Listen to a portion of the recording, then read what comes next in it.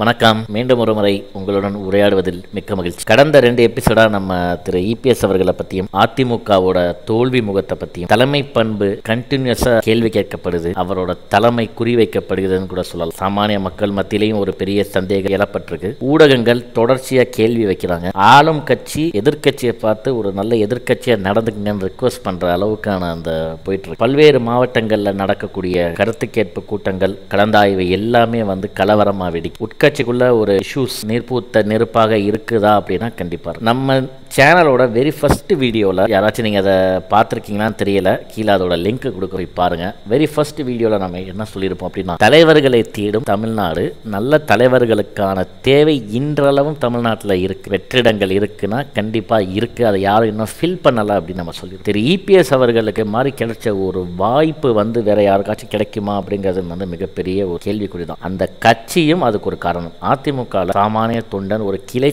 செயலாளராக வாழ்க்கையை தொடங்கிய ஒரு மனிதர் ஒரு 30-40 ஆண்டுகளுக்கு அப்புறம் அந்த கட்சியோட டாப் மோஸ்ட் பொசிஷனுக்கு உட்கார்றாரு. ஒரு சிஎம்மா ஒரு டேர்மை கம்ப்ளீட் பண்றாருங்கிறதெல்லாம் அந்த கட்சிக்கே உரியான ஒரு ஸ்பெஷாலிட்டின்னு சொல்லலாம். To after MGR and Jayalalithaa அந்த லெகசியில் டிராவல் பண்ற ஒரு full term CM and general secretary அப்படின்னா திரு இபிஎஸ் அவர்கள். ஆனால் அந்த வாய்ப்பை அவர் பயன்படுத்தி கொண்டாரா, அதற்கு தகுதியானவரா, ஒரு நல்ல தலைவராக இருந்தாரா அப்படிங்கிறது மிகப்பெரிய. இந்த இடத்துல தான் தலைவருக்கான தேடுதலும் குவாலிஃபிகேஷனும் இருக்காங்கிற கேள்வி நமக்குள்ள வரும். என்னதான் விமர்சனங்கள் இருந்தாலும் தலைவர் கலைஞர் அவர்களை பற்றி நமக்கு 1008 கருத்து விமர்சனங்கள் இருந்தால், எம்ஜிஆர் அவர்கள் உயிரோட இருந்த வரைக்கும் கிட்டத்தட்ட 15 ஆண்டுகள் கிட்ட கலைஞர் அவர்களால ஆட்சி கட்டிலுக்கு வரவே முடியல, ஆட்சிக்கு அருகேல வரவே முடியும். பட் கட்சி அவர் எவ்வளவு உயிர் போட வச்சிருந்தார், தொண்டர்களோட தொண்டர்களா இருந்தாரு, அந்த கட்சியை பலப்படுத்தி வச்சிருந்தார். 15 ஆண்டுகள் ஆட்சியில இல்லாத போதும் அந்த கட்சினால சர்வே ஆக முடிஞ்சுன்னா அதுக்கு ஒற்றை காரணம் அதோட தலைமை. ஆனா இன்றைய நிலைமை அதிமுக அப்படி இருக்காங்கிறது மிகப்பெரிய கேள்வி. நெக்ஸ்ட் ஒரு எலெக்ஷனை அவங்க மிஸ் பண்ணாங்கன்னா, அசம்பிளி எலெக்ஷனை மிஸ் பண்ணாங்க, அந்த கட்சிக்குள்ள எப்பேற்பட்ட கலவரங்கள் வெடிக்குங்கிறத கற்பனை கூட பண்ணி பார்க்க முடியாது. அவ்வளோ பிரச்சனைகள் இருக்கு. ஈவன் லாஸ்ட் இபிஎஸ் அவர்களோட டேர்ம்ல ஜெனரலான பாஷையில சொல்லணும்னா பல லட்டுகள், பல ஸ்வீட் பாக்ஸுகள் பரிமாறப்பட்டிருந்தாலும் அடிமட்ட தொண்டர் கிளைக்கழக செயலாளர்கள் வரைக்கும் ஒரு நல்ல சத்துணவு மாவுகள் இல்ல சத்தான இனிப்பு வகைகள் ஸ்வீட் பாக்ஸுகள் பரிமாறப்பட்டாலும் அவங்க சாட்டிஸ்ஃபைட் ஆக இந்த 5 வருஷம் அவங்களால தாக்கு பிடிக்க முடியும். அப்படிங்கிறப்ப இன்னொரு 5 வருஷம் அப்படிங்கிறது மிகப்பெரிய கேள்விக்குரிய. அந்த கேள்விக்குறி ஏன் திரு இபிஎஸ் அவர்களை நோக்கி மட்டும் திரும்புது அப்படின்னு, அவங்க செய்ய தவறிய விஷயங்கள் 1-2 கிடையாது.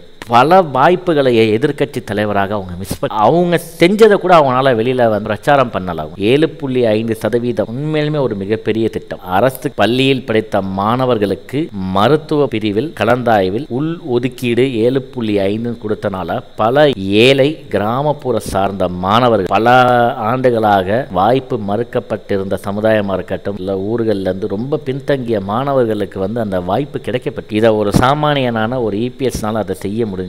இன்னைக்கு நம்ம நீட்டு வேணும் வேணான்னு 1000 ஆர்கியூமெண்ட் போனோம். இன்னைக்கு 7.5ங்கிறது ஒரு முக்கியமான விஷயம். அது அவர் தான் பண்ணார். பாதுகாக்கப்பட்ட வேளாண் மண்டலமா சொல்லி காவேரி டெல்டா பகுதிகளை அறிவிச்சு அவரோட ஆட்சியில தான் நடந்துச்சு. இனிமே ஹைட்ரோ கார்பன் திட்டம் சொல்லி டெல்டா பகுதியில் யாரும் சிந்திக்க கூட முடியாது. அதுக்கு அடுத்து நிறைய தூர்வாரண பணிகள் மேற்கொள்ளப்பட்டது. இன்னொரு 2 பேரிடர்களை அவங்க மேனேஜ் பண்ண விதம் அதிமுக அளவுக்கு டிசாஸ்டர் மேனேஜ் பண்ணது டிஎம்கேனால இது வரைக்கும் பெரிய டிசாஸ்டர்ஸை மேனேஜ் பண்ணது. Most of the disaster ADMK பீரியட்ல தான் நடந்திருக்கு. அது சுனாமியா இருக்கட்டும், கஜா, தானே எதா இருக்கட்டும், அவங்க தான் ஹேண்டில் பண்ண. டிஎம்கே கவர்மெண்ட்ல பெரிய டிசாஸ்டர்ஸ் நடந்ததே இல்லை, அது அவங்க ஹேண்டிலும் பண்ணதில்லை. அந்த எக்ஸ்பீரியன்ஸ் அவங்களுக்கு. இதெல்லாம் தாண்டி ஒரு முக்கியமான விஷயம், ஒரு பெரிய விஷன், ஒரு தலைவனுக்கு ஒரு பெரிய விஷன் இருக்கும். 2021 நம்ம ஆட்சியை மிஸ் பண்ணிடக்கூடாதுங்கிற ஒரு தெளிவு இருக்கணும். ஆனால் அந்த தப்பை பண்ணிட்டா இல்லை. 2026க்கு என்னைக்கு 2021 நம்ம ஆட்சிக்கு இல்லை, எதிர்கட்சி தான் எதிர்கட்சி தான் நமக்கான இடம் சொல்லி என்னைக்கு முடிவாச்சோ அன்னைக்கே 26 சிஎம் பதவியை நோக்கி வேலை பார்த்து பண்ணல. பிஜேபியை நல்லா உத்து பார்த்தீங்கன்னா ஒரு விஷயத்தை நம்ம நல்லா புரிஞ்சுக்கணும். அவங்க டெய்லி ஒரு எலெக்ஷனுக்கு ஏதோ ஒரு மாநிலங்களில் ஏதோ ஒரு ஊர் ஒரு எலெக்ஷனை நடந்துக்கிட்டே இருக்கும். அதில் பிஜேபி பார்ட்டிசிபேட் பண்ணிட்டு இருப்பாங்க. அதுக்கு அவங்க ப்ரிப்பேர் பண்ணிகிட்டே இருக்கும். ஏன் எல்லா எலெக்ஷனையும் பிஜேபினால வின் பண்ணுதுன்னா, எல்லா எலெக்ஷனையும் அவங்க ஒரு பலப்பரிச்சையாக பார்க்குறாங்க, ஒரு பரிச்சையாக பார்க்குறாங்க, அதுக்கு சின்சியராக ப்ரிப்பேர் பண்ணுறாங்க. அதை 100% சக்ஸஸை நோக்கி பண்ணுறாங்க. ஜஸ்ட் லைக் தட் அவங்க எந்த விஷயத்தையும் ஹேண்டில் பண்ணுறது. எலெக்ஷனுங்கிறது அவங்களுக்கு ஒரு அன்றாட அன்றாட நிகழ்வு மாதிரி ஆயிடுது. அதே பேட்டர்ல டிஎம்கே டிராவல் ஆயிட்டு இருக்காங்க. ஏன் வந்து பிஜேபியோட வந்து மோஸ்ட் டேஞ்சரஸாக டிஎம்கே இருப்பாங்க அப்படின்னா, பிஜேபி என்னெல்லாம் ஃபாலோ பண்ணுறாங்களோ எலெக்ஷன் தான் முக்கியம், எலெக்ஷன் வின்னிங் ஸ்ட்ராட்டஜி மட்டும்தான் முக்கியம், நாளொரு மேனையும் பொழுதொரு வண்ணமாக அதுக்கு மட்டுமே அவங்களோட டைமும் கான்சன்ட்ரேட் பண்ணி பிஜேபி வேலை பார்க்குறாங்க. கிட்டத்தட்ட அதே மாதிரியான ஒரு ஃபார்மேட்டில் தான் டிஎம்கே ஃபங்க்ஷன் ஆகிட்டு இருக்காங்க. கவர்மெண்ட் எப்படி ரன் ஆகுதோ இல்லையா, அடுத்த எலெக்ஷனுக்கு நம்ம வின் பண்ணுறதுக்கு என்ன ஸ்ட்ராட்டஜிஸ் சொல்லி வேலை பார்க்க ஆரம்பிச்சு 2026 எலெக்ஷனுக்கு அவங்க வேலை பார்க்க ஆரம்பித்து பல மாதங்கள் ஆகிவிடும். ஆனால் இன்றைக்கி அதிமுக எந்த இடத்துல அவங்களோட சக்கரவியூகத்தை எங்கே வந்து அங்கே ட்ராப்பாக இருக்காங்க அப்படி இன்னும் வலுவான கூட்டணி அமைப்போம், இவங்களோட பலவீனமான கோட்பாடுகளை வந்து திரு இபிஎஸ் அவர்கள் பொதுவெளியில் சொல்கிறார். நான் பலமாக இல்லை, ஒரு கூட்டணி பலம் தேவை, அதை நான் அமைப்பேன், ஆனால் என்னை நம்பி யாரும் வரமாட்டேங்கிறாங்கன்னு சொல்லி ஒரு பப்ளிக்கில் அவர் ஒத்துக்கிட்டதெல்லாம் அந்த கட்சிக்கு நடந்த ஒரு மிகப்பெரிய டிசாஸ்டர்னு சொல்லலாம். இவ்வளோ ஓப்பனாக தன்னோட பலவீனத்தை ஒரு தலைவர் வந்து ஒத்துக்கிட்டு இருக்கக்கூடாது, எக்ஸ்போஸ் பண்ணியிருக்கக்கூடாது. அதற்கு பதிலாக தான் கூட்டணி திமுகவோட கூட்டணி இருக்கிற கட்சிகளுக்கு சிகப்பு கம்பளம் விரித்து வருக வருக வரவேற்க வேண்டிய அவசியம் கிடையாது. ஏன்னா அவங்களாம் அங்கே ஏன் ஒட்டிக்கிட்டு இருக்காங்கிறதுக்கான காரணத்தை விளக்கி அவங்கள கிழிச்சு தொங்க விட்டு, விசிகாவை எடுத்துக்கிட்டா ஏன் வேங்க வயலில் என்ன பண்ணீங்கன்னு சொல்லி அவங்கள கிழிச்சு தொங்க விட்டு, நாங்குநேர் இஷ்யூவில் உங்கள் நிலை என்ன, ஏன் அரசாங்கத்தோட பதவி சுகத்துக்காக ஒட்டிட்டு இருக்கீங்களான்னு கேள்வி கேட்டு, கம்யூனிஸ்ட் கட்சியை பார்த்து அந்த 12 மணி நேர வேலை திட்டத்தை பற்றி இப்படி ஒரு திட்டத்தை சட்டமன்றத்தில் திமுக கொண்டு வந்தும் நீங்கள் அவங்களோட கூட்டணிக்கு இருக்கீங்களே, நீங்கள் தான் தொழிலாளருக்கு ஆதரவாக நிற்கும் தொழிற்சங்கவாதிகளான்னு சொல்லி கம்யூனிஸ்ட்டை கிழிச்சு தொங்க விட்டுருக்கணும்.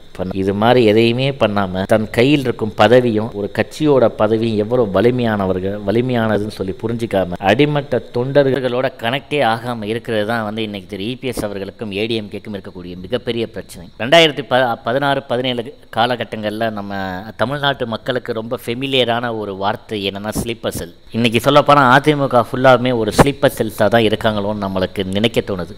ஏன்னா அடிமட்ட தொண்டர்கள் தலைமையிலேருந்து நமக்கு ஒரு இன்ஸ்ட்ரக்ஷன் வரும், பொங்கி எழலாம், கம்பு சுற்றலாம், இன்றைக்கி ஆளும் அரசாங்கத்தை எதிர்த்து போராட்டம் நடத்தலாம், களத்துக்கு செல்வோம் சொல்லி காத்துட்ருக்கிற அந்த ஸ்லீப்பர் செல்ஸுக்கு தலைமையிலேருந்து கம்யூனிகேஷனே வரல. ஸ்லீப்பர் செல்ஸ் எல்லாம் ஐடியலாக இருக்காங்க. இன்றைக்கி நடக்கக்கூடிய பல கலந்தாய்வு கூட்டங்களில் அடிமட்ட தொண்டர்கள் வந்து சாமானிய தொண்டர்கள் வந்து எங்களை பேச விடுங்க, எங்களோட கருத்தை கேளுங்கிறதான் அவங்களோட மிகப்பெரிய குறையாக சப்மிட் பண்ணுறாங்க.